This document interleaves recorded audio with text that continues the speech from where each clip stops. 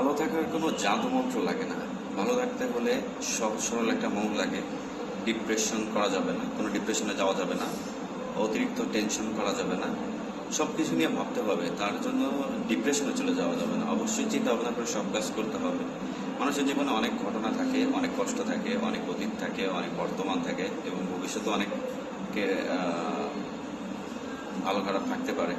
কিন্তু এইগুলা নিয়ে চিন্তা ভাবনা করে এমন সময় নষ্ট করে আপনি যে ভুলটা করতেছেন, এটার নাম হচ্ছে ভালো না থাকা, যে আমি ভালো নাই।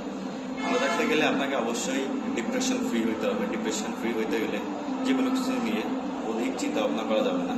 আর এটা সবসময় মাথায় রাখবেন, আপনার নসিবে যেটা আছে, বিধাতা যাই লিখছে আপনার নসিবে সেটাই হবে। আপনি জাস্ট চেষ্টা করবেন, আপনার শুধু চেষ্টা করতে হবে।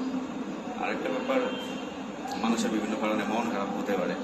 এগুলা দুশ্চিন্তা করে কোনো লাভ নাই। চিন্তা করতে হবে মন যেন খারাপ না হয়, আগে থেকে চিন্তা করতে হবে, তাহলে ইনশাল্লাহ সব কিছু ঠিক হয়ে যাবে। আর সবসময় একটা কথা মনে রাখবেন, ভরসা রাখবেন রবের প্রতি। ভালো রাখার মালিক উনি। আপনি অবশ্যই ভালো থাকবেন।